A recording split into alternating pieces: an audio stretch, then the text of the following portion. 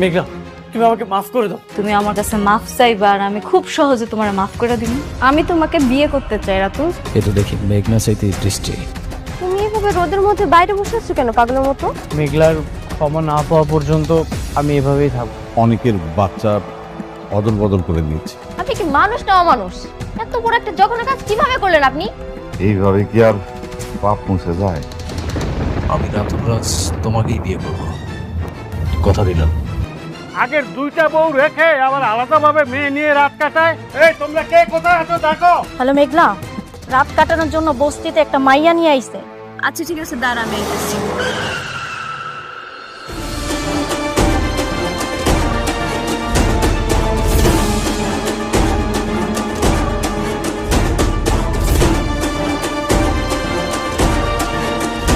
বাহ, এরা তো আমগো পুরান মানুষই। কি ব্যাপার অনেক শান্তাকে নিয়ে আসছো যে? বৃষ্টির কি হয়েছে? বৃষ্টিকে আর ভালো লাগতেছে না? না ভালো লাগবো কেমনে, স্বাভাবিক না, পুরান হয়ে গেছে না। মেঘলার মতো বৃষ্টি এখন পুরাতন, নতুন মানুষের খুব আদর যত্ন করতেছে দেখি। ভালো। কি কি বলছো এসব? শান্তা এখানে কেন আসছে আমি কিছুই জানি না, বিশ্বাস করো। আরেকটা কথা, আপনাকে সবাই রে কয়ে যেতেছি, অনেক এখানে যা খুশি তা করুক, আপনারা কেউ আমারে আর ফোন দিবেন না। অনেক যদি মইরাও যায় না, ওর লাশটা দেখার জন্য আমার আর কেউ ফোন দিবেন না। আপনাকে মনে থাকে যাতে। হাত ছাড়ো, হাত ছাড়ো বলতেছি। খবরদার তুমি আমার আর স্পর্শ করবা না।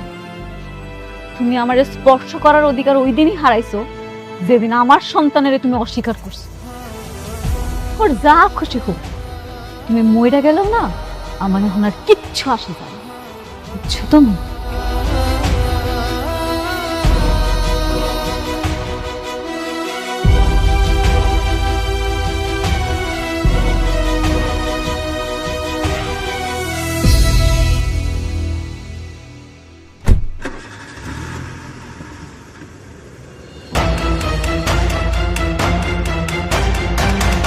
তুই কি চাস?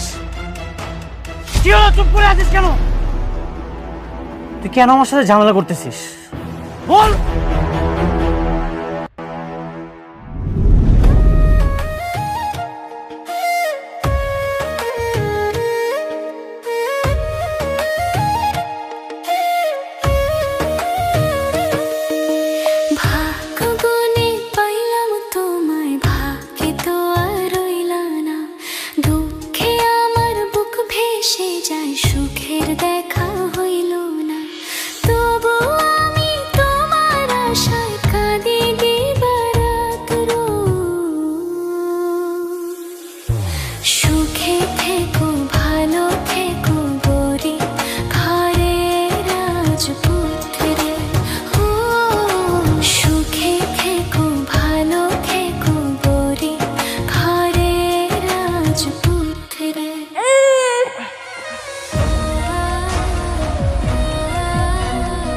আপনারা আমার জীবনটা বাঁচাইছেন। আমার স্বামী যদি শুনতো এইবার আমার মরা বাচ্চা হইছে, তাহলে আমার মাইরাই হালাইতো। আচ্ছা শোনো, এইটা যে তোমার বাচ্চা না, এইটা কিন্তু একদম কখনো ঘোনাট করে কাউরে বলবো না, ঠিক আছে? কি যে কন, আমি কেন যাই না শুনি আমার সংসারে আগুন লাগামু কন? আর আপনারাও কখনো এই সন্তানের দাবি নিয়ে আইসেন না। শুনেন, আজ থেকে এই সন্তানের যত খরচ লাগে সব আমি দেব। আপনি আমার ফোন নাম্বারটা রাখবেন, যে কোনো সমস্যায় আমাকে কল করবেন আপনি। আচ্ছা ঠিক আছে, তাহলে নাম্বারটা কন আপা। 0196243700। আচ্ছা হইছে। এ আম্মা, আমরা তাহলে এখন যাই, মানে কে কখন আইসা বলে তখন আবার ঝামেলা হবে। চলো। হ হ, আমার স্বামী আবার আসনের সময় হয়ে গেছে, আইসা যদি আপনাকে দেখে উল্টাপাল্টা অনেক প্রশ্ন করব। আচ্ছা ঠিক আছে, আমি যাচ্ছি। আপনি কিন্তু কোনো কিছু লাগলে আমাকে কল করবেন। আচ্ছা ঠিক আছে। ওরে বাবা, কান্দে না কান্দে না।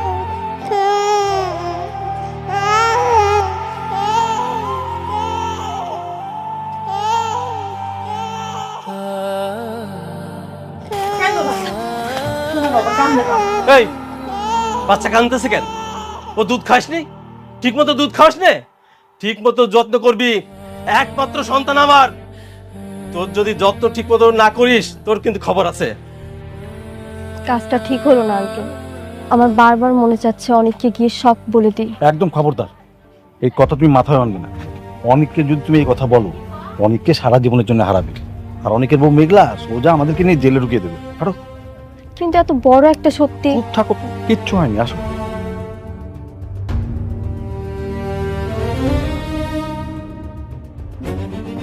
ওঠো, ওঠো, ওঠো।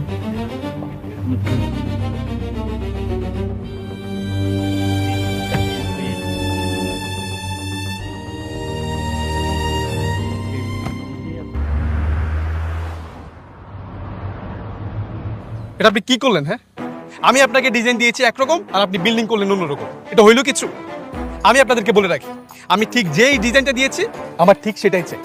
বুঝতে পারছেন আপনারা? যান কাজে যান।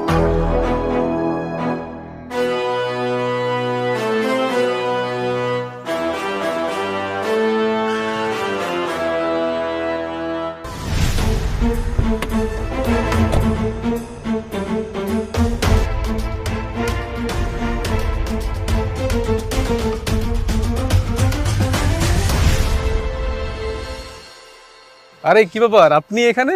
কেমন আছেন? এই তো ভালো, পাশ দিয়ে যাচ্ছিলাম। আমার এখানে প্রজেক্টের কাজ চলতেছে।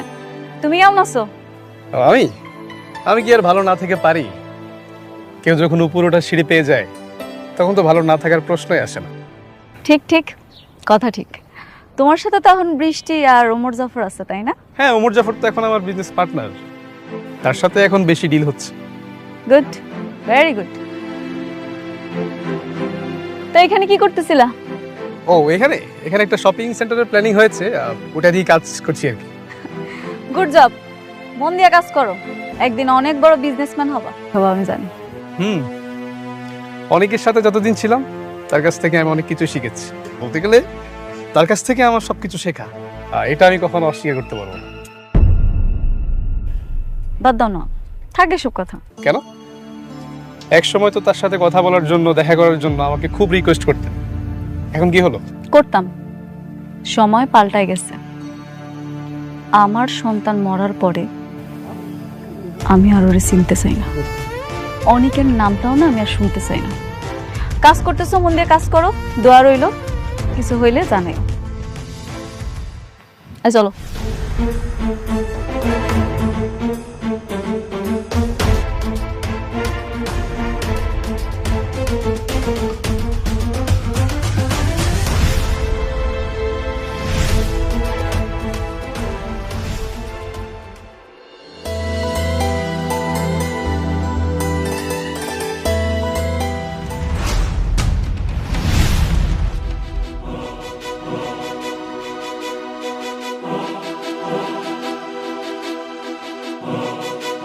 তুমি আমার অ্যাপয়েন্টমেন্ট ছাড়া আমার চেম্বারে বসে থাকার সাহস তোমার কে দিল? মেঘলা, তুমি আমাকে ভুল বুঝতেছো।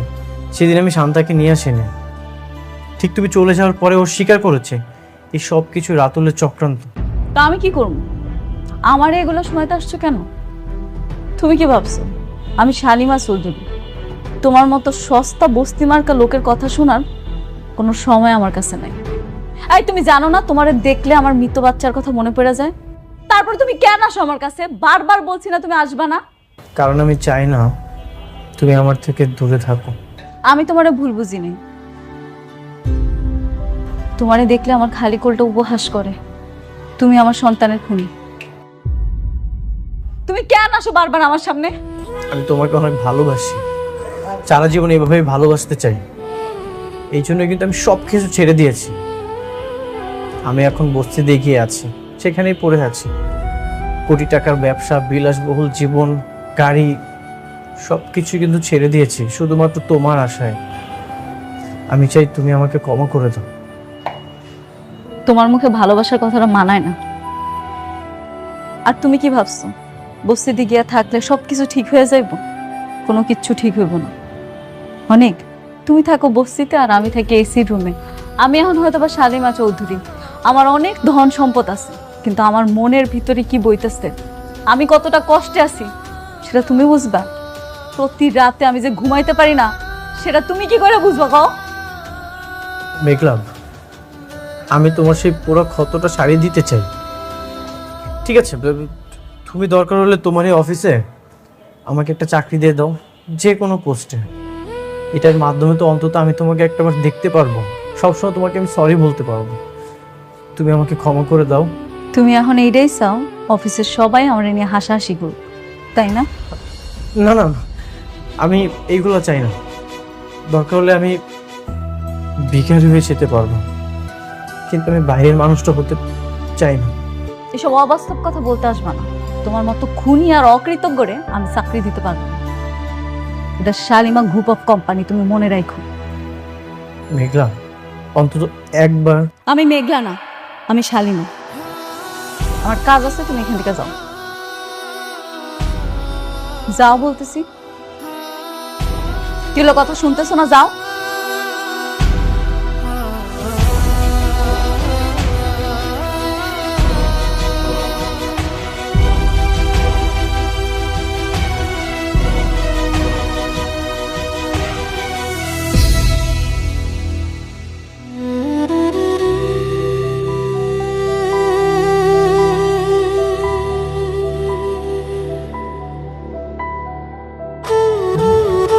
এই একটু দাঁড়াও তো।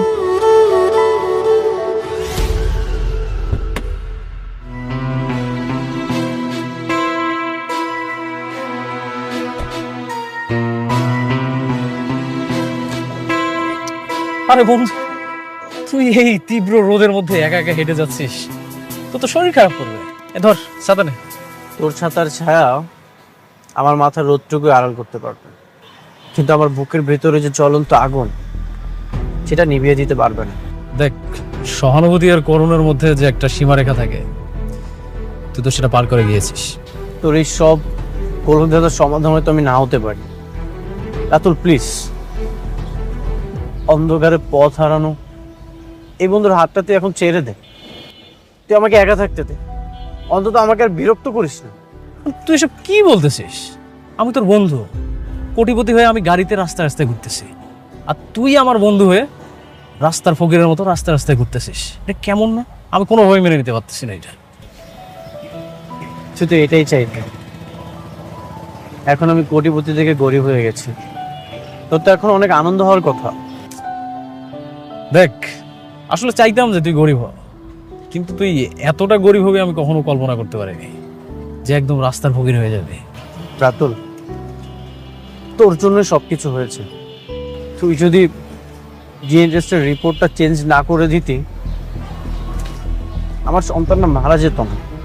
তুই যা কিছু চেয়েছিস সব কিছু তো পেয়েছিস, আমার সকল সম্পত্তি, সব কিছু। এখন তুই আর আমাকে আর বিরক্ত করিস না। দেখ, তুইও তো একটা বিজনেসম্যান ছিলি, আমিও তো একটা বিজনেসম্যান।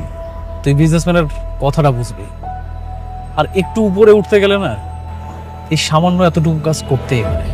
আমার না আসলে কোনো উপায় ছিল না। তোর মতো বন্ধু আমার শত্রুদেরও যেন না হয়। তুই একটা শয়তান। আরে বন্ধু, অন্তত ছাতাটা নিয়ে যা। আয় রে বন্ধু আমার, তুই যে একা একা হেঁটে যাচ্ছিস, এটা দেখে আমার হেভি শান্তি লাগতেছে। আর বাইরে তো আসলেই অনেক রোদ, তো পেনটা আমি বুঝি, আবার আমার শান্তি লাগাটাও বুঝি।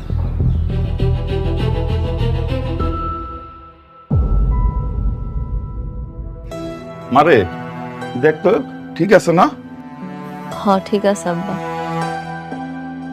ঠিক আছে না? সোজা আছে তো? বাস।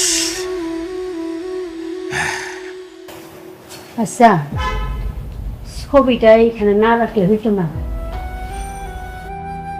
তুই তো সারাদিন এই ছবিটা দেখবি আর মনে মনে কষ্ট পাবি। দরকার আছিল আম্মা, মানুষের তো কষ্ট পাওয়ানোর লেগে একটা স্মৃতি লাগে। আমার কাছে আমার সন্তানটার কোনো স্মৃতি নেই। আমি কি লইয়া বাচ্চা রয়েছি, এখন এই ছবিগুলো আমার সম্বল। আচ্ছা আম্মা, তোমার একটা কথা জিগাই, আমার বাবুরা দেখতে কেমন আছিল গো? মারে কি হইল আম্মা, কথা কইতাছো না কেন? আমার বাবুরা দেখতে কি আমার মতো আছিল? ওর চোখগুলান কি আমার মতো বড় বড় আছিল? ওর নাকটা কি আমার মতো আছিল আম্মা? মারে তখন তো তুই অজ্ঞান ছিলি, একেবারে মরি মরি অবস্থা। তখন তোরে দেখুম না বাচ্চা দেখুম, আমরা তো মা বাচ্চাটারে ভালো করে দেখি নাই, সময় পাই নাই। তাও তো তোমরা ওরে কবর দেওয়ার আগে একটা নজর দেখতে পারছো, আমি তো ওরে শেষ দেখাটাও দেখতে পারি না। কি অভাগী আমি আমার সন্তানের একটা নজর দেখতে পারি না। মারে কষ্ট পাইস না, আল্লাহ যা করে মঙ্গলের জন্যই করে। আল্লাহ কি ভালো লাগে করলো মা, আল্লাহ আমার কি ভালো করলো, আল্লাহ আমার কেন বাঁচায় রাখলো। আমি আমার সন্তানের একটা নজর দেখতে পারি নাই।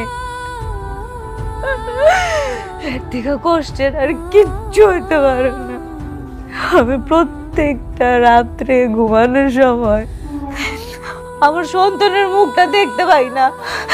আরে মানুষ তো মরে গেলে একটা স্মৃতি থাকে, আমার সন্তানের এই স্মৃতিটাও নেই আমার কাছে। আমি কি আঁকড়ায় ধরা কাঁদবো, আমি কি আঁকড়ায় ধরা বাচ্চা থাকবো, আমার কিচ্ছু নাই। আল্লাহ আমার এত বড় শাস্তিটা কেন দিল?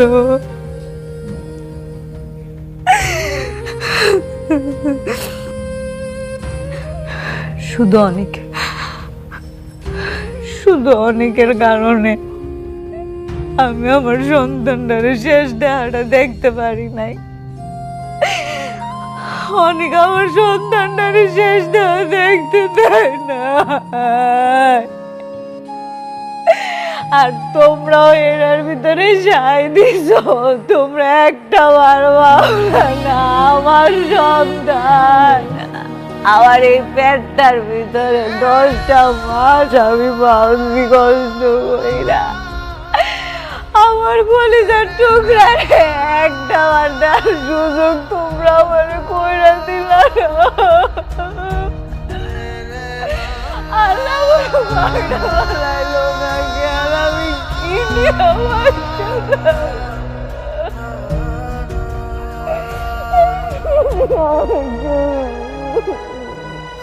কিছুই শেষ হয়নি বাবা, বাচ্চাটা এত সুন্দর, একদম অনেকের মতো চেহারা।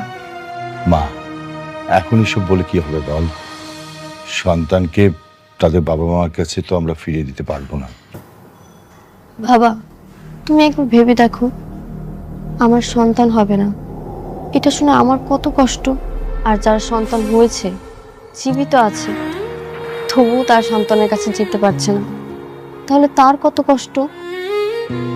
কষ্ট আমারও লাগছে,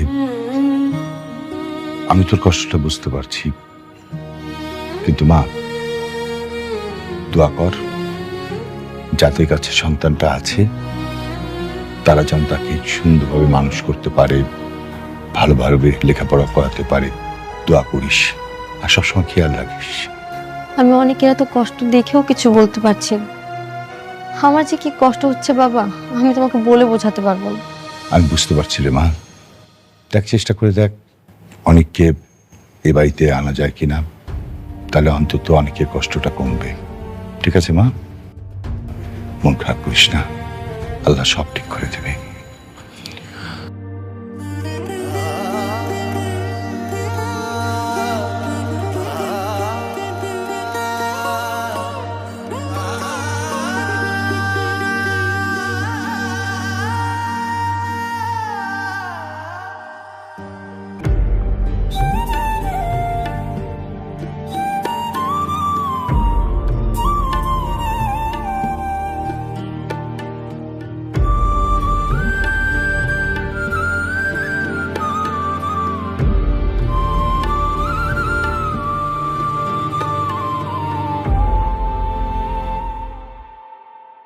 আমরা এটা কমপ্লিট করে ফেলছি, তাহলে নেক্সট আমরা এটা প্ল্যানিং করবো, হ্যাঁ? আর এই দিকটা যেটা আছে তাহলে সেটা আমরা সামনের মান্থে শুরু করবো। ওকে।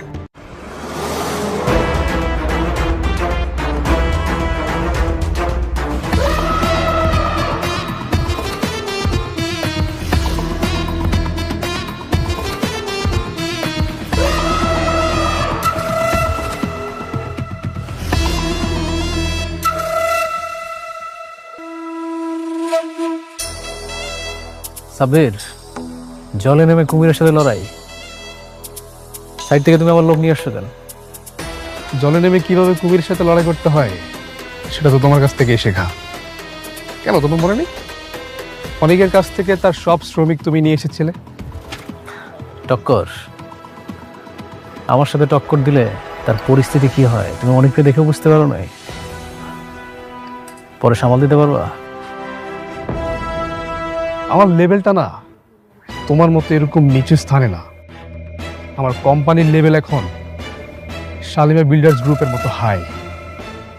তাই হুমকি দিয়ে তুমি আমার একটা চুলো ছিটতে পারবো না। দেখো সাব্বির, আমি কিছু করতে চেয়েছি আর সেটা করতে পারিনি, এমনটা কিন্তু কখনোই ঘটেনি। আজকের পর থেকে আমার শত্রুর লিস্টে তোমার নামটা খুব সুন্দরভাবে লেখা থাকবে। খেলা হবে। ওকে, আমি অপেক্ষায় থাকলাম, দেখি তুমি কত দূর খেলতে পারো। ওকে, C you soon.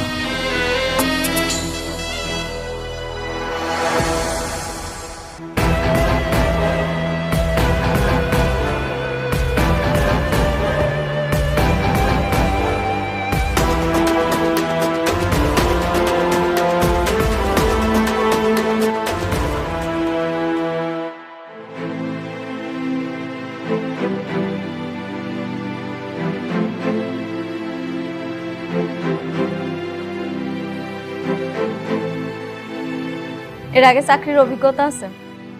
G ma'am. দেখুন, শালিমার গ্রুপের প্রধান শর্ত হচ্ছে নম্রতা এবং ভদ্র ব্যবহার। আপনাকে এটা মেনটেন করতে হবে। আমি আমার সর্বোচ্চ চেষ্টা করব স্যার। আশা করছি কোনো ধরনের অনিয়ম হবে না। Thank you. আপনার কাজ হইতেছে আমি যা কিছু করি সব কাজের আপডেট রাখা। বলতে পারেন আপনি আমার অ্যাসিস্ট্যান্ট। জি ম্যাম, বুঝতে পেরেছি। ম্যানেজার কেউ? জি ম্যাম। তাহলে আপনার চাকরিটা কনফার্ম করা হইলো, কালকে থেকে জয়েন করেন। Thank you so much. ঠিক আছে, আপনি এবার আসতে পারেন। Thank you. আসসালামু আলাইকুম।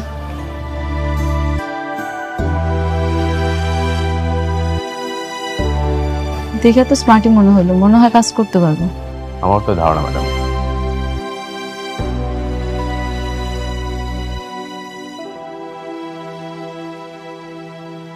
Hello baby.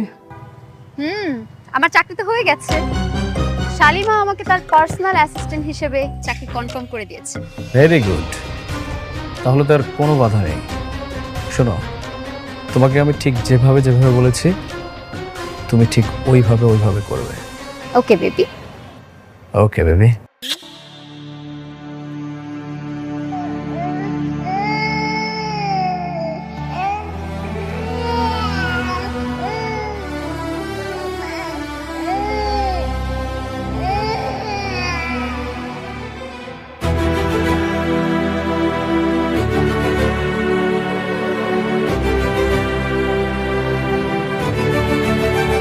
আপনি কে?